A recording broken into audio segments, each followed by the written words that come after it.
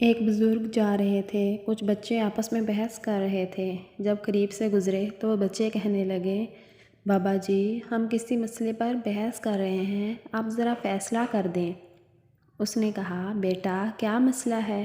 بچے نے کہا کہ ہم آپس میں بحث کر رہے ہیں کہ ایک آدمی بڑا نیک ہو، کبھی گناہ نہ کیا ہو، اس کے دل پر اللہ کی خاص نظر رہتی ہے، یا ایک آدمی بڑا ہی گنہگار ہو اور سچی توبہ کر لے، اس کے دل پر خاص نظر رہتی ہے۔